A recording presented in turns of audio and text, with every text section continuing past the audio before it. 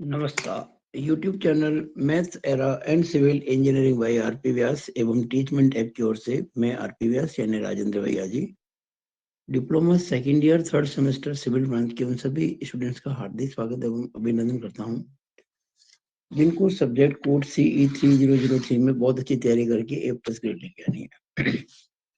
निसंदेह आप ये काम कर सकेंगे अगर मेरे वीडियोस को शुरू से लेके आखिर तक देखेंगे तो, और मेरे निर्देशों की पालना करेंगे, अपनी समस्याओं को व्हाट्सएप ग्रुप में डालेंगे। ये यूनिट 4 का बी पार्ट यानी 4B, जिसका नाम है शेयर स्ट्रेस इन बीम्स। उस पर मेरा दूसरा वीडियो है।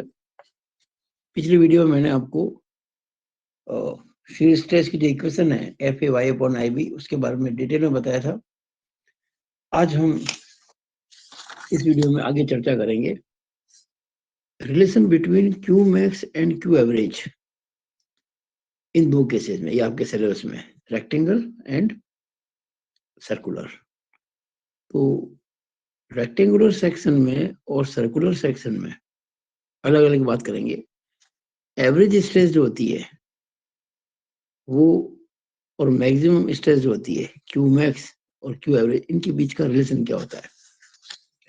मैं आपको केवल रिलेशन समझाऊंगा, प्रूव नहीं करूंगा। प्रूव तो मैं अब जब मेरे पेपर देखेंगे ना एग्जाम मटेरियल के अंदर, तो 2021 के पेपर में ये रेक्टेंगल का सॉल्व मिलेगा आपको। वैसे ये पेपर 1992 में भी आया था, और ये जो सर्कल का है ये आपको मिलेगा 2016 के पेपर में सॉल्व। मैं इसको प्रूव करूंगा, लेकिन अभी आपको मैं समझाना चाहता हूँ केवल कि क्या होता है, ताकि मल्टीपल चॉइस क्वेश्चन कोई बने तो कैसे बनेगा उसके बारे में चर्चा करूंगा। देखिएगा,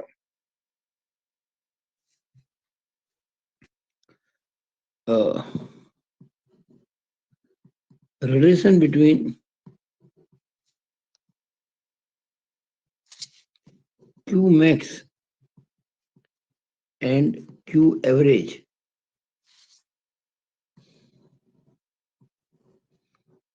अगर हिंदी में कहूं तो अधिकतम अपरूपण प्रतिबल एवं औसत अपरूपण प्रतिबल के बीच में संबंध। केस 1, दो ही केस कोर्स में आपके। Case 1, rectangular section.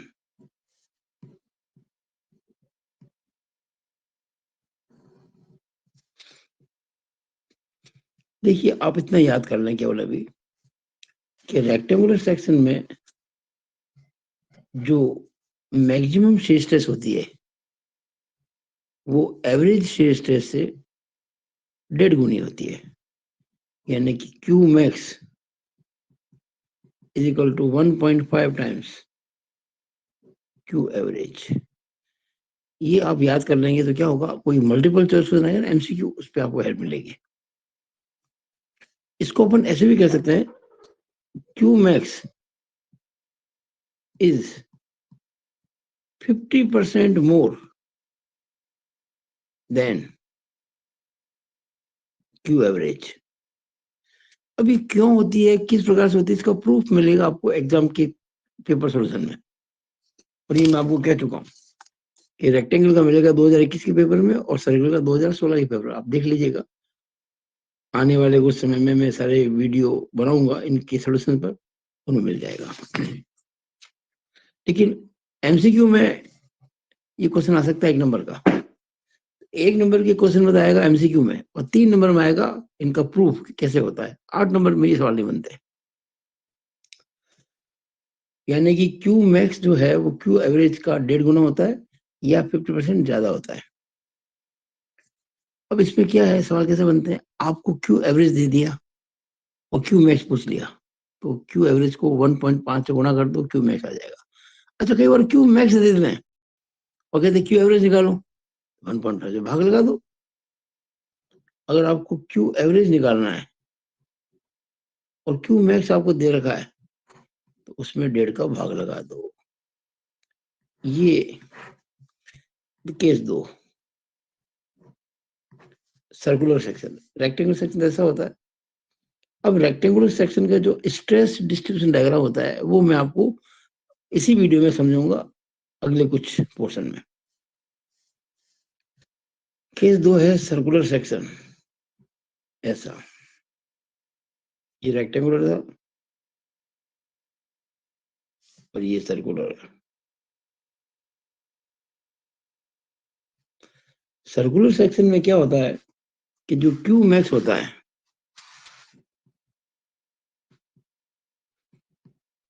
वो क्यू एवरेज का 4/3 गुना होता है,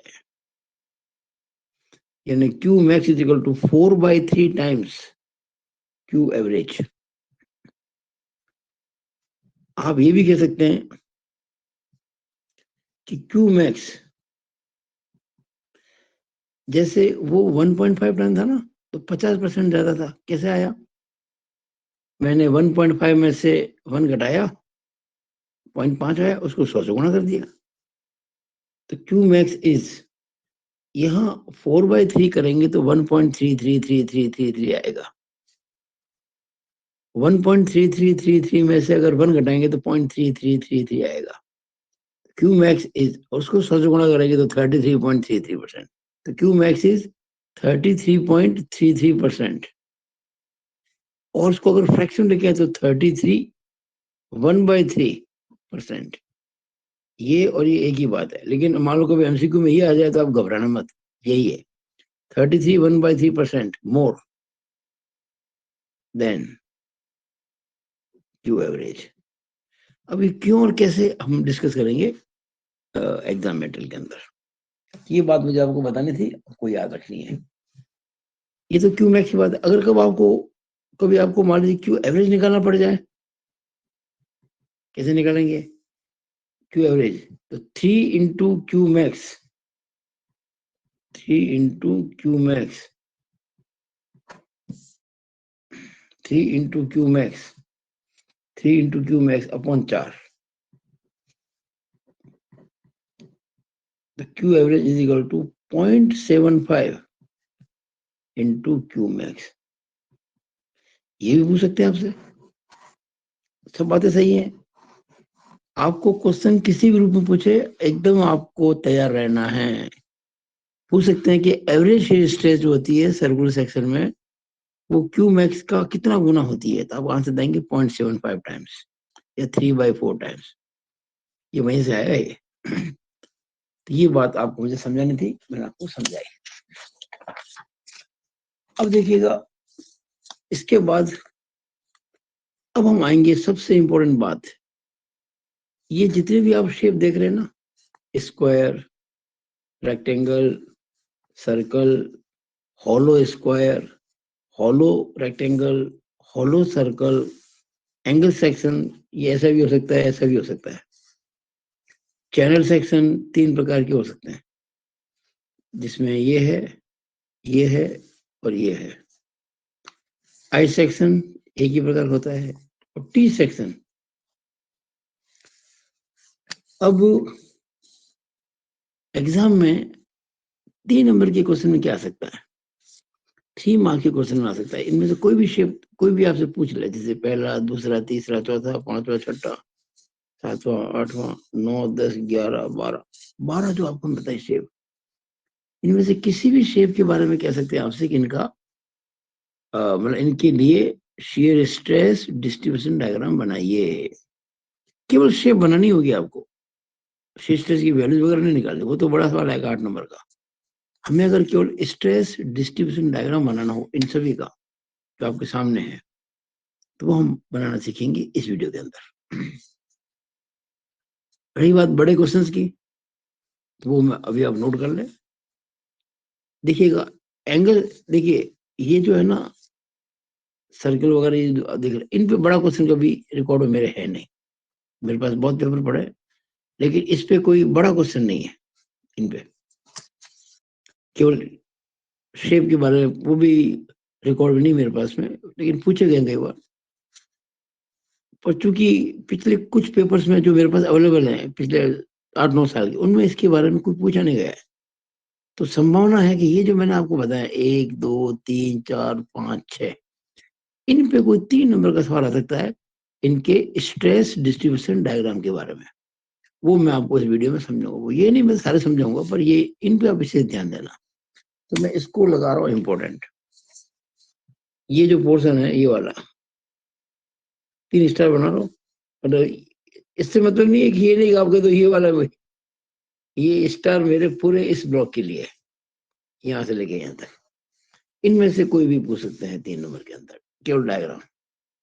वैसे तो ज्यादा इंपॉर्टेंट ये वाले हैं, एंगल सेक्शन है, चैनल है, आई है, टी है, सब में पूछ सकते हैं।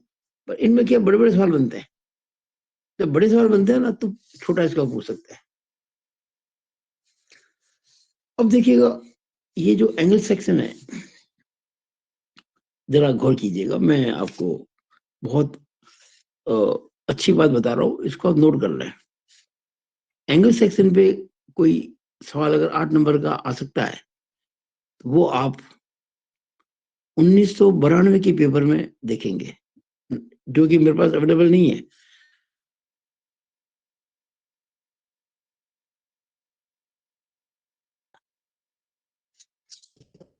बुक है जिसकी मैंने आपको भेजी, उसमें एग्जाम्पल बी का मतलब एक्चुअली वो बी का मतलब बी जो एग्जाम्पल नंबर 1 ये सॉल्व है, और पेज नंबर है 4.59, 4 का मतलब चैप्टर 4, उसके 59वें पेज पर, और मैंने ब्रैकेट में 21 लिखा, यानी मैंने एक और प्रकार से उसके सीक्वेंस नंबर पे 21 भी लिखा हुआ है। तो आप मेरे जो पीडीएफ है ना उसके इस पेज पे जाएंगे तो आपको एंगल सेक्शन पर एक बड़ा शानदार न्यूमेरिकल सॉल्व मिलेगा आपको। हालांकि हम जब पढ़ाई करेंगे आगे, ये एग्जाम के पेपर सॉल्व करेंगे, तब भी इस बारे में चर्चा करेंगे। और ये जो आप देख रहे हैं ये एंगल, देखो एंगल दोनों एक जैसे ही है, तो इसको अलग प्रकार से कहा गया, इसको अलग प्रकार से कहा गया। ये जो पेपर है, ये जो आपका एंगल पे क्वेश्चन है, ये किसी एग्जाम में नहीं आया है, किसी एग्जाम में नहीं, मैंने अपने मन से बनाया है। और ये आपका क्वेश्चन है B16। बी मतलब शेयर स्ट्रेस, 16 मतलब वो जो शेयर स्ट्रेस की है ना एक्सरसाइज, उसमें क्वेश्चन नंबर 16 दे रखा मैंने ये। और वो सवाल आपको मिलेगा पेज 4.84 पर, 4.84 पर, 40 नंबर भी लिख दिया, दोनों नंबर में लिख रखे। और इसका जो सॉल्यूशन है कंप्लीट वो मिलेगा, मैंने आपको एक सॉल्यूशन की पीडीएफ डाली हुई है, उसमें पेज नंबर 4 और 5 पर। No exam problem recently, recently मतलब इन दिनों में, पिछले कुछ वर्षों में एंगल सेक्शन में कोई तरह का एग्जाम में सवाल नहीं आया है। बात करते हैं चैनल सेक्शन की। तो चैनल सेक्शन में इस प्रकार का जो शेप है, इस पे 2017 के पेपर में एक क्वेश्चन है जो आपको 17 के पेपर में सॉल्व करके दूंगा। इस प्रकार का जो सेक्शन चैनल का ये वाला, ऐसे तो दोनों सेम ही है, बस इधर मुंह इसका उधर मुंह है। ये 2003 में आया था, और ये शॉर्ट एग्जाम्पल है हमारी बुक के अंदर, उसमें एग्जाम्पल B2, यानी कि शीस्टेज का जो पोर्शन है उसका सेकंड एग्जाम्पल है ये। और ये एग्जाम्पल शॉर्ट कहाँ किया मैंने, हमारी बुक के अंदर पेज नंबर 4.60, आप पीडीएफ निकाल के देखना, 4.60 पेज 20 भी लिखा मैंने इसको। शॉर्ट एग्जाम्पल है, कंप्लीटली शॉर्ट है, कहीं कोई समस्या नहीं है, कोई मेहनत नहीं करनी है आपको, उसको देखना केवल। और इस प्रकार का जो क्वेश्चन है चैनल सेक्शन का, ये कोई एग्जाम आया हुआ नहीं है, लेकिन बहुत अच्छा सवाल मैंने किया है अपनी बुक के अंदर, और ये एग्जाम्पल है, तीसरा एग्जाम्पल है, पेज नंबर 4.62 वही वाला। ये 4.60 पे है, ये 4.62 पर है, और जैसे ये 22 पे लिखा ना, 22, ये 24 है। ये आपको सॉल्व एग्जाम्पल है, जरूर देखें इसको। सबसे ज्यादा सवाल आते हैं आई सेक्शन पर और टी सेक्शन पर, और अभी भी ज्यादा संभावना इन्हीं की आने की है। तो आई सेक्शन पे देखिएगा आप, 2015 का जो पेपर है जो मैं सॉल्व करूंगा उसमें, और सेम क्वेश्चन 2002 में आया है, सेम एग्जैक्टली एग्जैक्ट वही क्वेश्चन 2015 में, ये मैं सॉल्व करूंगा पेपर।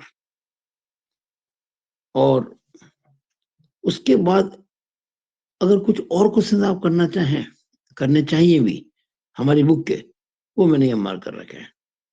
देखो 2001 का पेपर जो मेरे पास अवेलेबल नहीं, लेकिन मुझे रिकॉर्ड में है कि आई सेक्शन पे एक सवाल आया था 2001 में, और वो बुक के अंदर जो क्वेश्चन है ना एक्सरसाइज, उसमें 20वां सवाल है, और ये 20वां सवाल आपको मिलेगा पेज नंबर 4.85 यानी कि 41 पर। ये क्वेश्चन है, अनसॉल्व है बुक के अंदर, लेकिन मैंने आपको सॉल्यूशन पीडीएफ दे रखी है, सॉल्यूशन। तो इसका सॉल्यूशन मिलेगा पेज नंबर 10। सॉल्यूशन की पीडीएफ में पेज नंबर 10 पर इसका कंप्लीट सॉल्यूशन मिलेगा 2001 के पेपर में। ऐसे ही 2004 में पेपर में एक सवाल आया था, 2004 में हाई सेक्शन पे। अगर देखना चाहें इसको कंप्लीटली तो सॉल्व है, एग्जाम्पल है चौथा एग्जाम्पल है, और वो सॉल्व है पेज नंबर 4.65 पर या 27 नंबर पेज पर। उन्हें एक ही पेज है, अलग अलग मैंने क्रम लगा रखे हैं। ये सॉल्व है, और 1998 के अंदर भी आया हुआ है, 1998 में। और ये एग्जाम्पल है, सॉल्व एग्जाम्पल है 5वां, यानी चौथा एग्जाम्पल 5वां एग्जाम्पल दोनों ही हमारे आई सेक्शन पर है, पेज नंबर 4.67 29 पर। ये एक बहुत स्पेशल क्वेश्चन है जो कभी पिछले कई सालों से नहीं पूछा गया है, लेकिन एक बार आया था ये, और ये मैंने सॉल्व कर रखा है। एक्चुअली ये क्वेश्चन अगर आता है तो ये टफ क्वेश्चन है, पर चूंकि कंप्लीटली सॉल्व है हमारी बुक के अंदर, तो मैं चाहूंगा इसको आप देखें। मैं यहाँ स्टार लगा देता हूँ। ये क्वेश्चन क्या है कि बेंडिंग स्ट्रेस और शेयर स्ट्रेस का मिला जुला क्वेश्चन है। अगर कोई ऐसा एग्जामिनर पेपर सेटर हो जाए जो बहुत डीपली जाता हो और बच्चों की नॉलेज की चेक करता हो, तो वो एक पेपर में ऐसा क्वेश्चन डालेगा। तो इसमें बेंडिंग और शेयर दोनों आ जाते हैं। तो ये आप देखिएगा, हमारी जो एक्सरसाइज है ना किताब की, उसमें क्वेश्चन नंबर 19 है,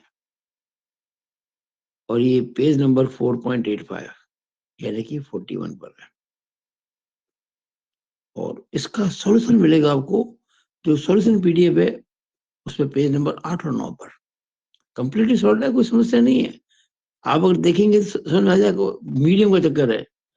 अब बच्चे कहते थे हिंदी मीडियम में समझ नहीं आती, कोई कहता इंग्लिश समझ नहीं आती, मेरी समझ के बाहर है। हम भारतीय हैं, इंडियन है, तो इंडियन हमको हिंदी तो आनी चाहिए ना। फिर भी अगर किसी को भी दिक्कत होती हो सॉल्यूशन के अंदर, तो वो मुझे व्हाट्सअप कर दे, तो मैं उसको इंग्लिश में समझा दूंगा। ये क्वेश्चन करना चाहिए आप लोगों को, क्योंकि बहुत स्पेशल क्वेश्चन नहीं है। ये मैंने बता दिया आपको।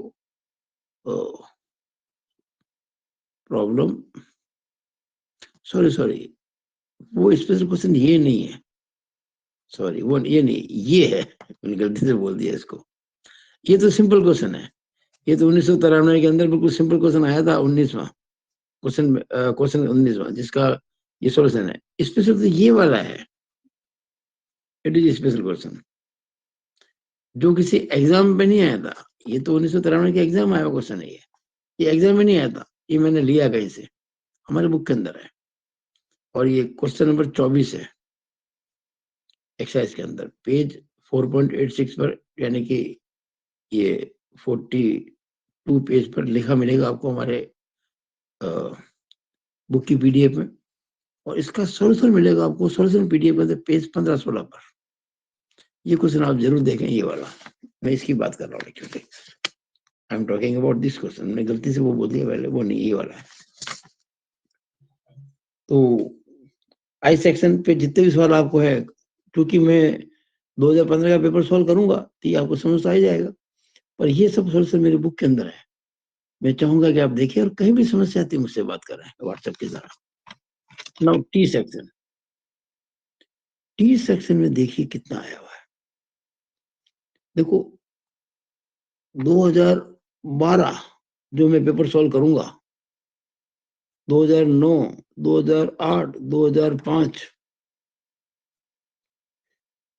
ये 2012 का पेपर तो मैं सॉल्व करूंगा, और 2009, 8 और 5 में दोनों में, तीनों में, सॉरी 9, 8 और 5, 2009, 2008, 2005, इन तीनों साल में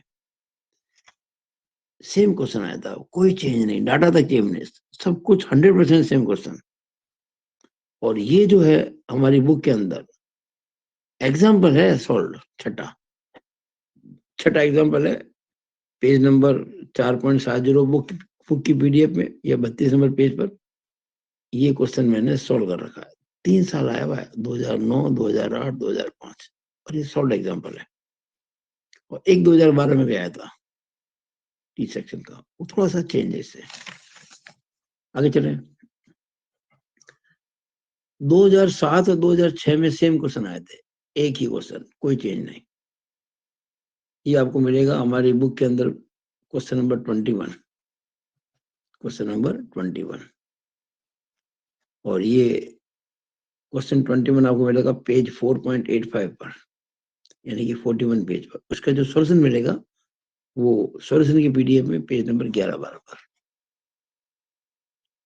और एक 1997 में क्वेश्चन आया हुआ है, वो मैंने अपने बुक के अंदर क्वेश्चन नंबर 23 डाला हुआ है, और बुक के अंदर वो पेज नंबर 4.86 यानी कि 42 पर है। इसका जो सॉल्यूशन है वो सॉल्यूशन की पीडीएफ में पेज नंबर 13-14 पर है। इतनी डिटेल में आपको मैंने जानकारी दी है। उम्मीद करता हूँ आप इस जानकारी का फायदा उठाएंगे और करेंगे। तो अब हम क्या करने वाले हैं इस वीडियो के अंदर, कि जितने भी ये सेक्शन मैंने बताए हैं, ये अलग अलग सवाल डिटेल में हम बाद में करेंगे एग्जाम मटेरियल में, लेकिन फिलहाल इन सब का शियर स्ट्रेस डिस्ट्रीब्यूशन डायग्राम सीखेंगे इसी वीडियो के अंदर। ध्यान दें।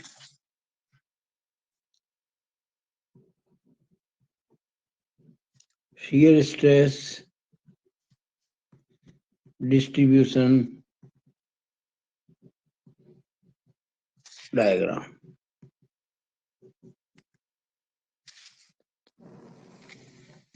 हिंदी में क्या कहते हैं इसको? अपरूपण प्रतिबल वितरण आरेख। अपरूपण प्रतिबल वितरण आरेख। पहली बात तो एक समझ लीजिएगा, ये एमसीक्यू आ सकता है मल्टीपल चॉइस के साथ। इसकी शेप क्या होती है? तो शेप, आकृति, पैराबोलिक, रट लो, परवलयिक,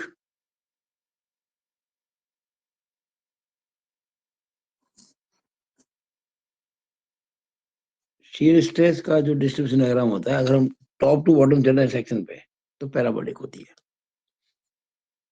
not circular, not straight, parabolic. हाँ, जहां ज्वाइंट होता है फ्लैंज वेव का, वहां पे सडनली चेंज होता है, तो वहां एक हॉरिजॉन्टल लाइन आएगी। कोई भी ज्वाइंट होगा जहां दो मिलते हैं पोर्शन अलग अलग फ्लैंज वेव, वहां पे आएगी हॉरिजॉन्टल लाइन। ये कॉमन चीज है। Horizontal line due to sudden change in shear stress at joint of flange web। जहां पर भी जोड़ होगा ना, वहां पे एक हॉरिजॉन्टल लाइन आएगी डेफिनेटली। लेकिन जब टॉप टू बॉटम चलते हैं तो हॉरिजॉन्टल नहीं आएगी, ना हॉरिजॉन्टल ना वर्टिकल, कुछ नहीं, केवल पैराबोलिक। लेकिन जहां पर ज्वाइंट होता है वहां पे एक लाइन आएगी हॉरिजॉन्टल। ये आपको याद रखना है। ये मल्टीपल चॉइस क्वेश्चन में पूछ सकते हैं, इस बात का ध्यान रखना। क्या कि कहां पर shear stress distribution diagram horizontal आता है? आप कहेंगे वहां आता है जहां ज्वाइंट हो फ्लैंजर वेब का। ये आपके शेप की बात आ गई। ये मैंने कह दिया कहाँ सडनली चेंज होता है, उसकी बात आ गई। और अब हम एक और बात लिखेंगे, ध्यान रखना, सबसे इंपॉर्टेंट बात। Q is equal to 0। shear stress 0 होगा। ये आता है मल्टीपल चॉइस क्वेश्चन के अंदर। कहां पे? Eight top and bottom level.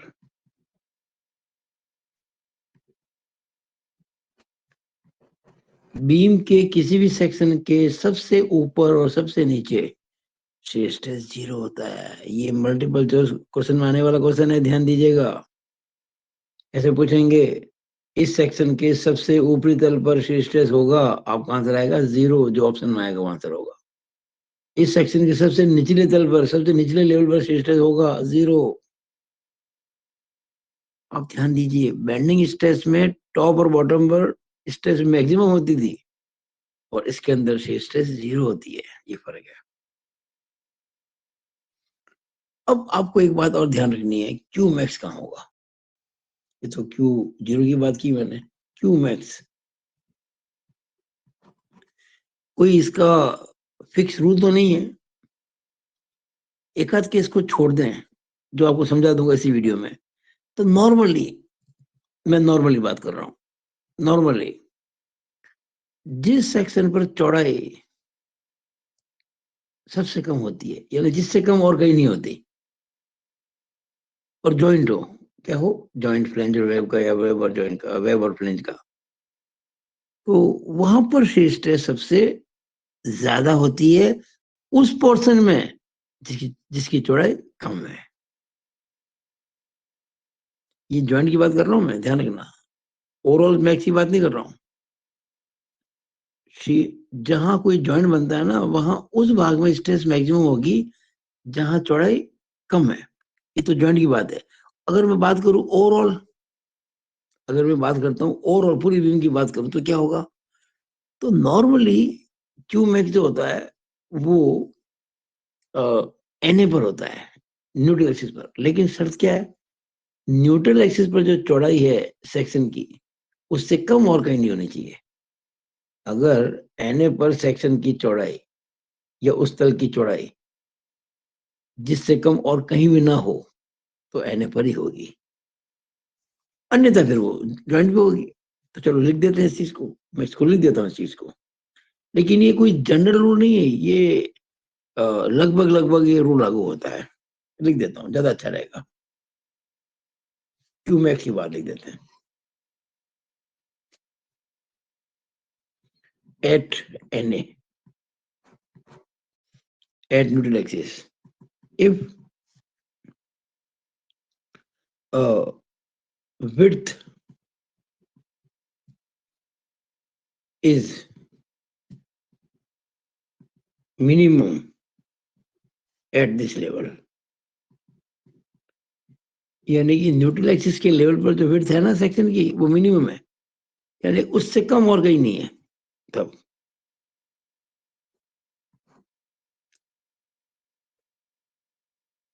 पक्का मान लीजिए, न्यूट्रल एक्सिस की, न्यूट्रल एक्सिस पर जो चौड़ाई उपलब्ध है किसकी, तल की, अगर उससे कम और कहीं भी नहीं है, तो न्यूट्रल एक्सिस पर ही सबसे ज्यादा shear स्ट्रेस होगी। अब अगर मान लीजिए ऐसा ना हो तो, अदरवाइज, यानी कि अगर ऐसा नहीं है तो, otherwise it will be, it का मतलब Q max, it will be at a joint, यानी किसी जोड़ पर, it will be at a joint and in the portion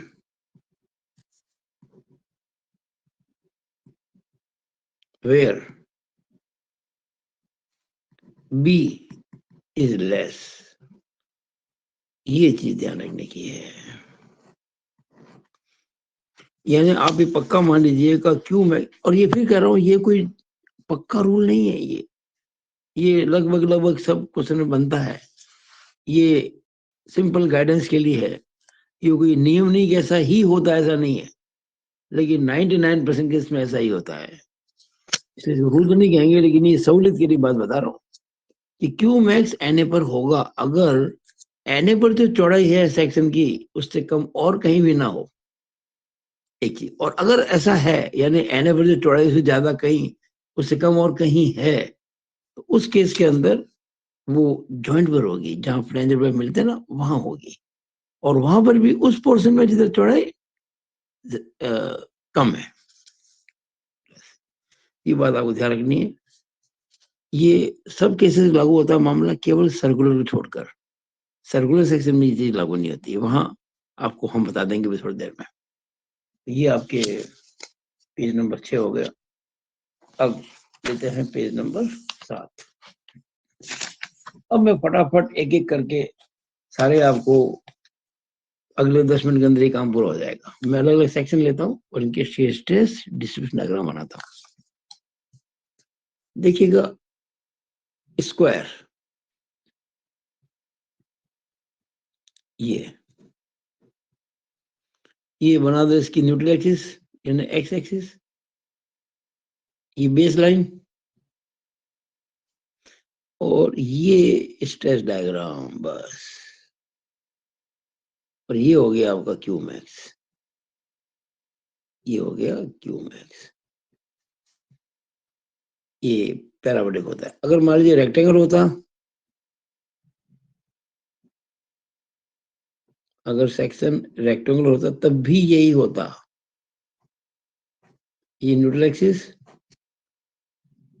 base line और ये क्यू मैक्स।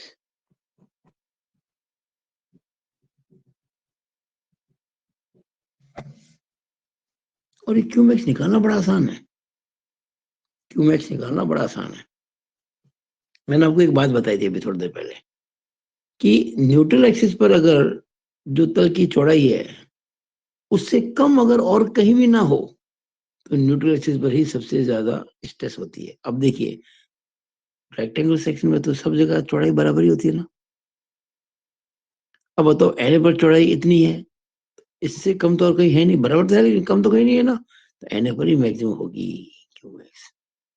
अब आपको क्यू मैक्स निकालना, मान लीजिए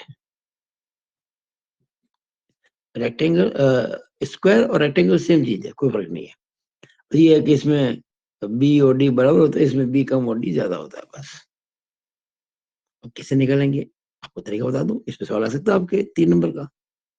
ये बी है, ये और डी डी है, ये d/2 हो जाएगा ना, ये वाला ये भी d/2 हो जाएगा, ये d/2 और वो भी d/2 और पूरा तो ये d है ही। क्यू मैक्स का फॉर्मूला क्या रहेगा, F A Y upon I B. F आपको दे रखा होगा, ये आप निकालेंगे जो मैंने समझाया आपको। ए न्यूट्रल एक्सिस के ऊपर या नीचे, तो ये एरिया है बस, ये वाला समझिए ना, ये वाला। ये कितना हो जाएगा, बी इंटू d/2। वाई, पाई का मतलब ये जो एरिया लिया है ना, इसकी सीधी की एन से दूरी। दिखती बात, अगर ये d/2 है तो d/4 हो जाएगी, भाई ये d/2 है ना, उसकी आधी हो जाएगी। आई, आई क्या, आई एक्स क्या होता है रेक्टेंगल का, moment of inertia about X axis, B D cube बटा 12। और आखिर में बी, बी कितना है, बी तो बी है, ये रही, चलो जी आ गया। और यही लागू होगा यहाँ पे, बस ठीक है, यहाँ बी है, यहाँ भी बी रहेगा और ये भी बी है, क्योंकि डी है ना, यहाँ तो डी है, यहाँ चूंकि ऑल साइड्स आर इक्वल तो बी होगा, तो ये हो जाएगा आपका b/2। तो जहां जहां हमने डी लिखा है वहां बी लिख देंगे बस। मुझे आशा है कि रेक्टेंगल रेक्टेंगुलर सेक्शन पे अगर कभी आ जाए कि भाई शीयर स्ट्रेस डिस्ट्रीब्यूशन डायग्राम बनाइए, तो ये बना दें यहाँ पर। अब बात लेते हैं अपन सर्कुलर सेक्शन की।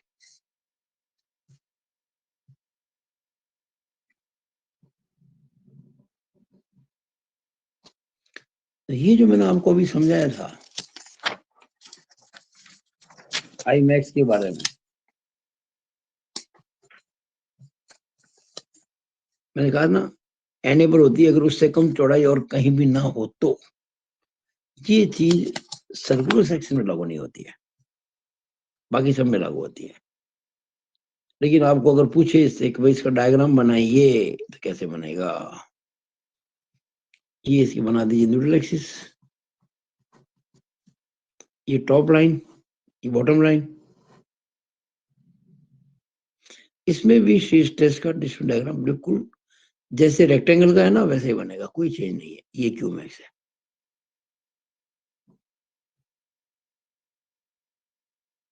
ये क्यू मैक्स है। और ये अगर निकालने को सवाल कभी एग्जाम में आ जाए वो बिल्कुल नहीं घबराना आपको, बहुत आसान है। फॉर्मूला क्या है, F A Y upon I B. F तो दिया होगा, ए, क्योंकि यहां पर मैक्सिमम स्ट्रेस है और किसी भी लेवल पर स्ट्रेस निकालना तो क्या करते हैं, उसको ऊपर का या नीचे का एरिया, तो ऊपर लेंगे, तो ये एरिया लूंगा मैं ऊपर वाला, ये वाला, ये आधा सर्कल है, तो पूरे सर्कल का एरिया कितना होता है, पाई बाय 4d² होता है ना, ये डी इसका डायमीटर है, डी इसका डायमीटर है, तो पूरे सर्कल का एरिया होता है पाई बाय 4d², तो इसमें 2 का भाग लगा दो, बस, सिंपल। तो इसके ऊपर ये रह जाएगा, एफ आ गया, ए आ गया। अब वाई क्या लेंगे, वाई होता है इसकी सीजी की एन से दूरी, ये वाई होता है। तो ये सेमी सर्कल है, और सेमी सर्कल में आप जानते हैं सीजी की दूरी जो होती है बेस से, वो 4r/3π होती है, तो 4r/3π होती है, याद रखें इस चीज को, भूलना नहीं।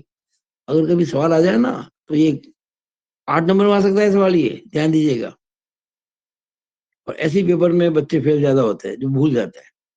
इसलिए कहता हूँ जो मेरा वीडियो शुरू से आखिर तक देखेगा वो फायदे में रहेगा, क्योंकि जब मैं बोलता हूँ पढ़ाता हूँ तो पता नहीं कब कब मेरे दिमाग में कौन सी बात आ जाए, और उस समय वो चीज मेरे काम की होती है, जो नॉर्मल मेरे दिमाग में कभी आती नहीं है। तो y = 4r/3π, और r जो है इसका d का आधा होता है, व्यास का आधा होता है, व्यास आपको दे रखा है डायमीटर इसका। तो ये f हो गया, a हो गया, y, आई तो आप जानते ही है, moment of inertia about x axis, तो π/64d4, कहने की बात ही नहीं है। और बी का मतलब जिस तल पे जिस लेवल पर निकाल रहे हैं उसकी चौड़ाई, हम निकाल रहे हैं एनए पर, चौड़ाई कितनी है इसकी, डायमीटर देखिए, डी पूरा है, ये डायमीटर डी। मुझे आशा है कि अगर कोई सवाल आ गया सर्कुलर सेक्शन पर, तो हम इस प्रकार से कर पाएंगे। बता दूं आपको, मैं जब मैं प्रूव करूंगा ना कि क्यू मैक्स = 4/3 क्यू एवरेज, तो मैं इन सब बातों को काम में लूंगा, ये आप मिलेगा मेरा वीडियो के अंदर, एग्जाम मटेरियल के अंदर। तो आपको मैंने अच्छे से बता दिया कि सर्कुलर सेक्शन का stress distribution diagram shear stress के लिए ये होता है। तो ये हो गया आपके। अब आगे चलते हैं। अब आता है hollow, hollow rectangular, hollow circular, hollow square section, यानी ऐसा सेक्शन जो हॉलो है, खोखला है,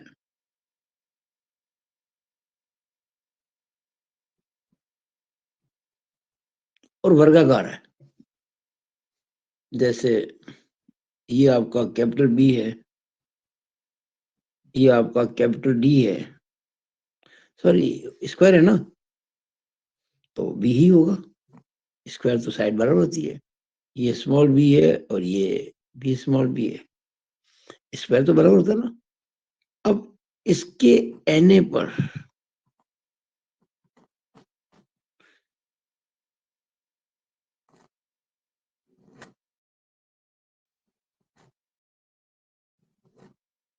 ये बेस, देखिए इसका पहले शेप बना दे, shear स्ट्रेस के डिस्ट्रीब्यूशन डायग्राम की, टॉप पे और बॉटम पे 0 होती है, और आपको मैंने बताया था जो जो टॉप से बॉटम पे आते हैं स्ट्रेस का डायग्राम होता है पैराबोलिक। तो देखिए साहब ये पैराबोलिक होगा, ऐसा होगा। अब रुक जाओ, ये जॉइंट आ गया, इट इज जॉइंट इन दो पोर्शन के बीच का।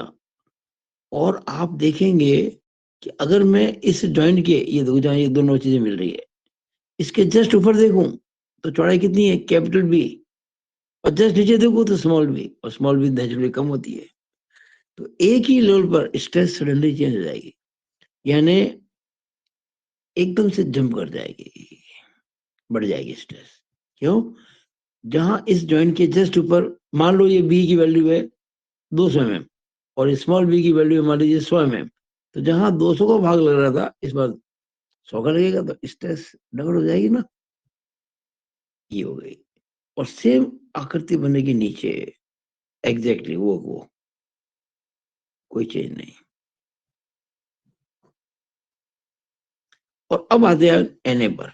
तो देखिए ये जो न्यूट्रल एक्सिस है इस पे जो तल की चौड़ाई है वो इतनी है, दिस प्लस दिस, मान लीजिए 10 mm है तो 10 कुल 20 mm है, और इससे कम और कहीं है नहीं।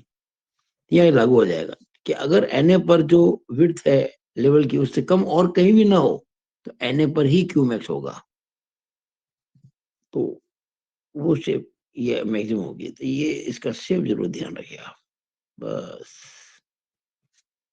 ये ध्यान रखिए।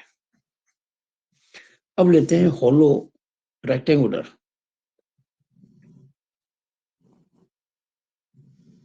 सेम ही होता है, वो स्क्वायर में सब बराबर होते हैं, इसमें थोड़ा छोटा बड़ा होता है और क्या है। ये हॉलो रेक्टेंगुलर, यहाँ पर भी ये एन है, न्यूट्रल एक्सिस है, ये जॉइंट है, ये जॉइंट है, ये टॉप है, ये बॉटम है, बिल्कुल एग्जैक्टली वो शेप बनेगी, कोई चेंज नहीं है। ऐसे यहां भी देखोगे तो ऐसे, फिर एकदम चेंज, यहां भी एकदम चेंज, और फिर ऐसे, बस जैसे ये था ना Q max, it was Q max, इसी तरह से ये भी क्यू मैक्स होगा।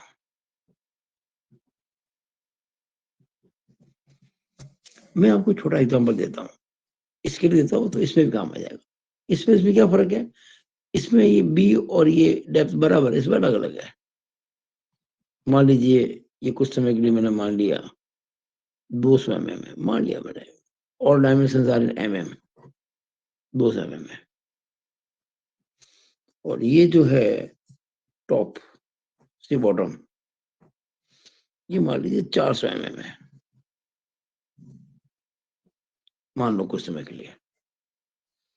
और ये जो आप देख रही है ये थिकनेस, ये मान लीजिए 20 mm है, और इधर भी 20 ही है।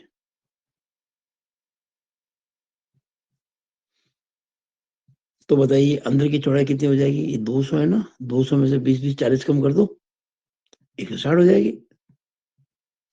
और गहराई, अच्छा ये भी 20 20 ही है, ये भी 20 है और ये भी 20 है, सभी से 20 20 है ये। तो अंदर से गहराई कितनी हो जाएगी भाई, 400 में से कम कर दो 20 20 40, यानी कि 360 mm। मैं एक छोटा मोटा सवाल ही कर रहा हूँ एक तरह से आपके लिए, शेप तो मैंने बना दिया आपके लिए, कोई दिक्कत नहीं है। अब क्या है कि ये जो पोर्शन है ना ऊपर वाला, इसको फ्लैंज कहते हैं, और ये जो पोर्शन है इसको वेब कहते हैं।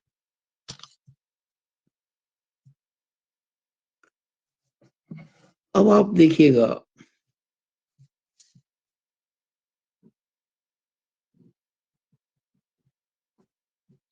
ये जो स्ट्रेस है इसे कहूंगा क्यू एफ, इस जॉइंट पर, इस जॉइंट पर, इस जॉइंट पर भी है, उस जॉइंट पर भी है, सेम है। और ये जो है ये वाले, इसको बोलूंगा मैं क्यू डब्ल्यू, डब्ल्यू यानी वेब, और ये क्यू मैक्स है ही है। अब जो आई होगा यानी कि आई एक्स, वो तो आप जानते हैं होलो सेक्शन है, तो ये कोई दिक्कत ही नहीं है, बी डी क्यू बड़ा बार बार वाले का 200 इंटू डी कितना है 400 का क्यूब बटा 12, माइनस अंदर की 160, डी कितना 360 का क्यूब बटा 12। जरा एक बार देख लें इसको, कैपिटल डी क्यू बटा 12 माइनस स्मॉल डी क्यू बटा 12, आई निकलता, ये आई सब में काम आएगा। अब मैं निकालना चाहता हूँ क्यू एफ, एफ का मतलब ये वाला स्ट्रेस। इस जॉइंट पर एरिया ये लेंगे, आप ये वाला एरिया लेंगे, F A Y upon I B. F में कोई समस्या नहीं है, दिया जाएगा। आई आप निकाल चुके हो, ए वाई बी देख लेते हैं। ए अपन यहां निकाल रहे हैं ना, तो इसके नीचे का या इसके ऊपर का? हम ऊपर क्यों हो जाए, पागल है क्या? इतना बड़ा एरिया क्यों लेंगे, नीचे का लेंगे बस ये वाला। ये कितनी है, 200। ये कितनी है, 20। ये हो जाएगा 200 इंटू 20, 200 इंटू 20। ये हो गया। वाई क्या लेंगे, वाई क्या लेंगे? तो वाई देखिए यहाँ पे आप जो लेंगे, ये देखिएगा, ये जो रेक्टेंगल है आपको दिख रहा नहीं हो ना, इसकी सीधी यहाँ आएगी और उसकी एन से दूरी ये वाई होगा। कैसे कैसे निकालेंगे? ये देखिए अंदर की जो डेप्थ है 360 है कि नहीं है? बिल्कुल है। तो अंदर की उसकी आधी कितनी हो जाएगी, 180। और 180 में 20 का आधा जोड़ देंगे, 10। तो 360 का आधा 180 और प्लस 10, तो ये हो जाएगा 180 प्लस 10 बराबर 190 mm। वैसे भी बता दूं आपको, हम यहां से ठेठ बॉटम पे आ सकते हैं। कितना हो जाएगा, पूरी कितनी है ये, 400।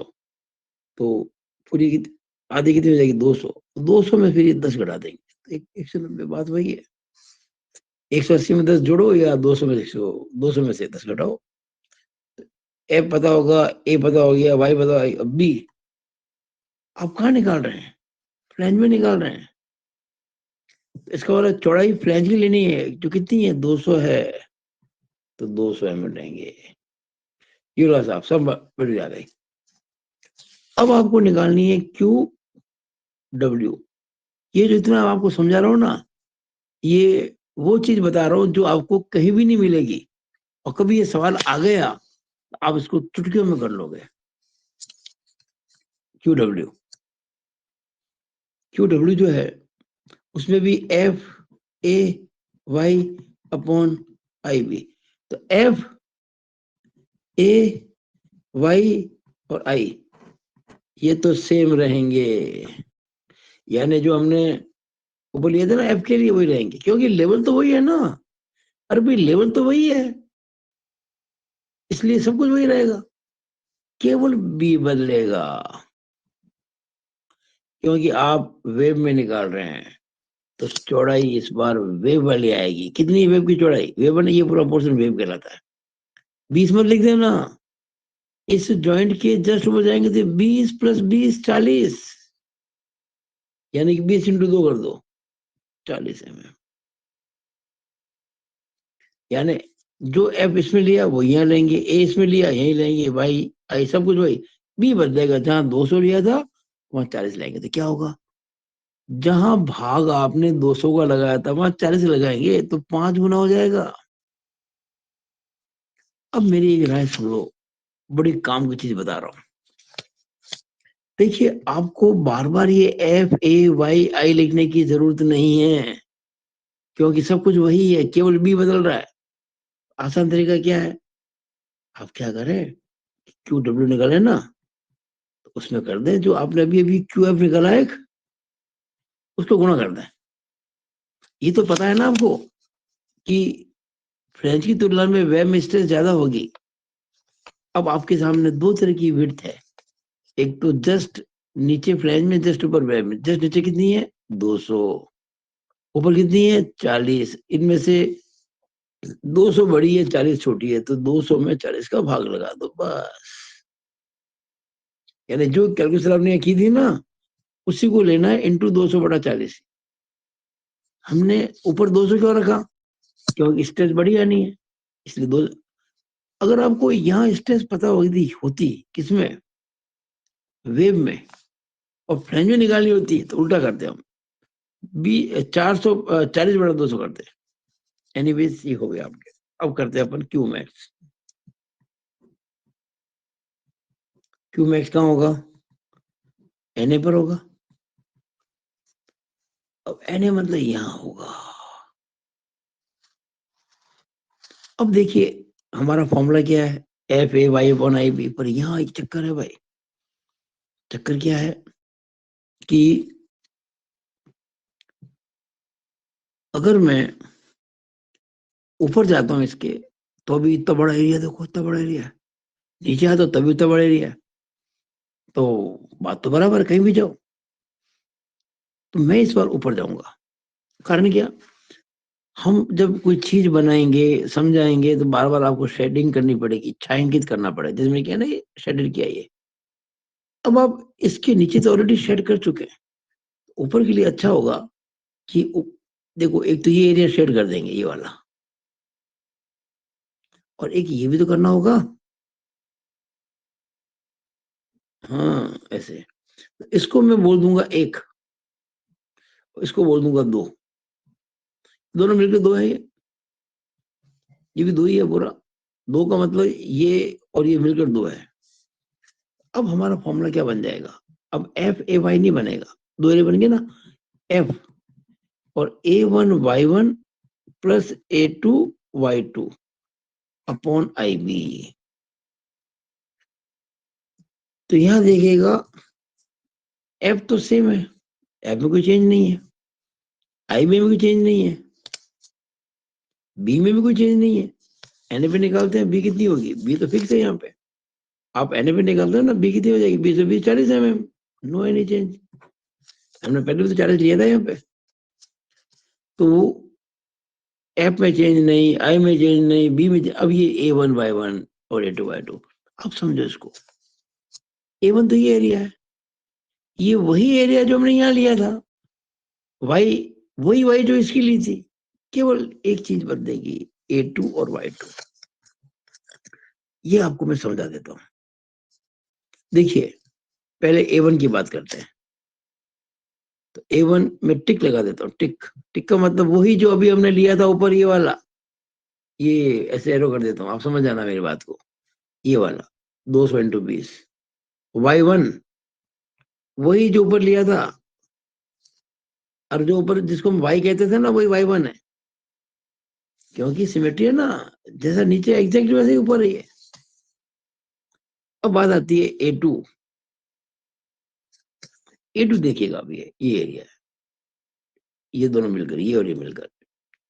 अब जरा बताइए ये कितना होगा। देखिए अंदर से डेप्थ है इसकी 360, और हम जा रहे हैं यहाँ से, आधा कर दो, 360 आधा कितना होता है, 180। तो ये 180 है और ये 20 है, तो 180 × 20, ये तो ये एरिया हुआ इतना वाला, ये वाला, ये वाला इधर भी तो है सेम, इंटू 2 कर दो, बस ये हो गया एरिया mm² के अंदर। और Y2 कैसे निकालेंगे, Y2 देखिएगा कुछ नहीं, बड़ा आसान है। ये एरिया जो है इसी सीधी आएगी, इसकी भी यही आएगी, दोनों एक ही लेवल है ना, बस ये Y2 है, ये Y2 है। ये जो है, ये जो रेक्टेंगल है ये वाला, इसकी सीधी की NH दूरी। फिर बता दूं, ये अंदर की डेप्थ थी 360, ये हो जाएगी 180, और 180 का भी आधा हो जाएगा 90। तो ये 180/2 यानी कि 90 mm। अब देखिए A1/Y1 वही काम आएंगे जो हमने यहाँ निकालते, QF के लिए जो निकालते। A2/Y2 मैंने आपको सिखा दिया, FI/B सब पता होंगे, तो आपको QMax भी मिल गया। अब देखिए आपको QF मिल गया, QW मिल गया, QMax मिल गया, सब आंसर में आ जाएंगे। शेप इसकी ये रहेगी, और आप क्या करेंगे, यहाँ पर एक बॉक्स बनाएंगे जहाँ पे QF की वैल्यू लिखेंगे, यहाँ पे QW की वैल्यू लिखेंगे, और यहाँ QMax की वैल्यू भी लिखेंगे, तब जाके आपका ये सवाल पूरा होगा। तो इसी के साथ मैं अपने वीडियो को यही समाप्त करता हूँ, काफी लंबा हो गया ये, लेकिन मुझे मन में एक तसल्ली है कि मैंने बहुत अच्छे से आपको हर चीज समझाई है। तो आप ध्यान कीजिएगा। ये मैंने खोखले आयताकार यानी हॉलो रेक्टेंगुलर सेक्शन के लिए स्ट्रेस डिस्ट्रीब्यूशन डायग्राम बनाया है। और अगर हमें वैल्यूज निकालनी पड़े क्यू एफ की, क्यू डब्ल्यू की, क्यू मैक्स की, कैसे निकालेंगे वो सब मैंने आपको सिखाया हुआ है। सवाल करने में दिक्कत नहीं आती है, कभी दिक्कत नहीं आती है। दिक्कत आती है हमेशा उसको अटेम्प्ट कैसे करें। आई इसका वही होगा, आई निकालना। आई तो मैंने बता चुका हूँ आपको, ये रहा 200 इंटू 4 से क्यू बटा 12 माइनस 160 इंटू 360 क्यू बटा 12।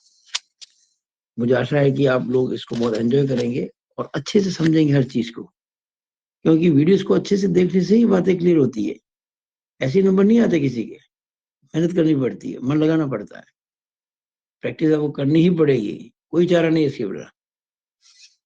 तो अपनी बात को समाप्त करते हुए मैं वीडियो को समाप्त करता हूँ। It is all over about this video.